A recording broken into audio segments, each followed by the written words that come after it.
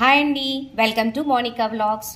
ఈరోజు మనం సింపుల్గా కాస్త కొత్తగా సోరకాయ తురుముతోటి పొంగనాలు చేసుకుందామండి. చాలా అంటే చాలా టేస్టీగా ఉంటాయి.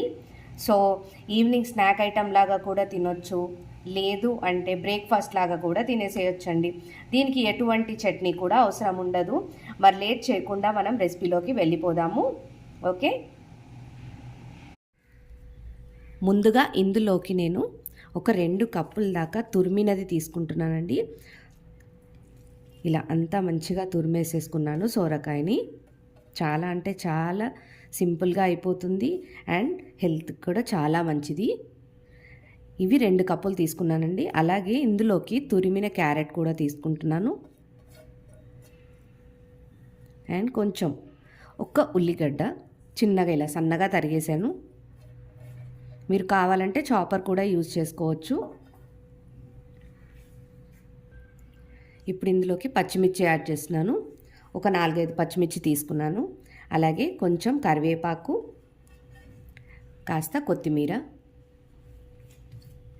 ఇవన్నీ హెల్త్కి మంచిదే అండి. సో చాలా అంటే చాలా బాగుంటుంది. ఇందులోకి ఒక 1 టీ స్పూన్ అలా జింజర్ గార్లిక్ పేస్ట్ తీసుకున్నాను, అల్లం వెల్లుల్లి పేస్ట్. ఇప్పుడు ఇందులోకి ఒక 1 టీ స్పూన్ అలా సాల్ట్ యాడ్ చేసుకుందాం.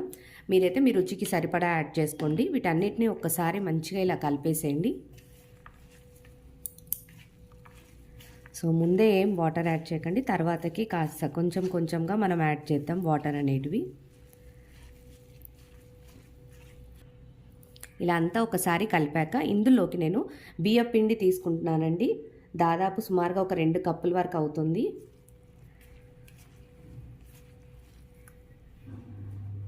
సో ఇలా ఒక 2 కప్పుల వరకు బియ్యం పిండి తీసుకొని ఫస్ట్ ఒకసారి మంచిగా కలిపేసేయండి.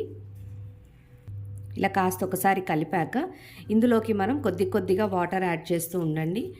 కాస్త జారుడులాగా కలుపుకోవాలి. కొంచెం దోశ పిండి కన్నా కాస్త మందంగా, అంతే అండి. ఉతప్పం వేసుకుంటాం కదా అలా. సో వాటర్ అనేటివి యాడ్ చేస్తూ కలపండి. చూడండి, కొద్దిగా వాటర్ పోస్తూ మనకి బ్యాటర్ అనేది ఈ కన్సిస్టెన్సీలో ఉండాలి ఇలా. సో ఇప్పుడు మనం నెక్స్ట్ ప్రాసెస్ చూసేద్దామండి.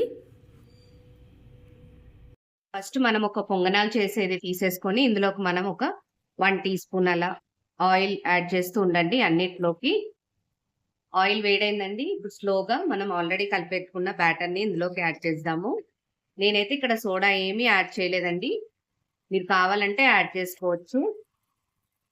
ఇది టిఫిన్స్ లాగా కానీ లేకపోతే ఈవినింగ్ స్నాక్స్ లాగా కానీ చాలా అంటే చాలా బాగుంటుంది. ఒక్కసారి అయితే ట్రై చేయండి.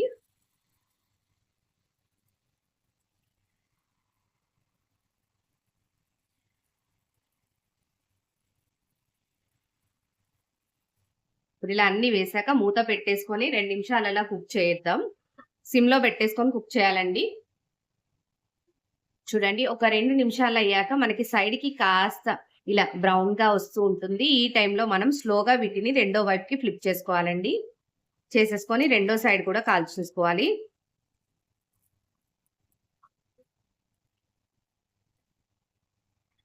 ఇలా స్లోగా రెండో సైడ్ కూడా ఫ్లిప్ చేసుకోవాలి.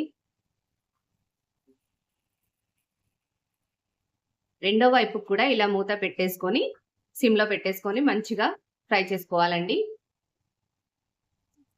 అంతే అండి, మన యమ్మీ సోరకాయ పొంగనాలు రెడీ అయిపోయాయి. వీటిని మనం ఇప్పుడు సర్వింగ్ ప్లేట్లోకి తీసేసుకుందాము. మన వీడియో మీకు నచ్చిందని అనుకుంటున్నాను. నచ్చితే మాత్రం తప్పకుండా లైక్ చేయండి, షేర్ చేయండి, సబ్స్క్రైబ్ కూడా చేసేయండి. మళ్ళీ నెక్స్ట్ వీడియోలో మళ్ళీ కలుద్దాం. See you in the next video. Thank you.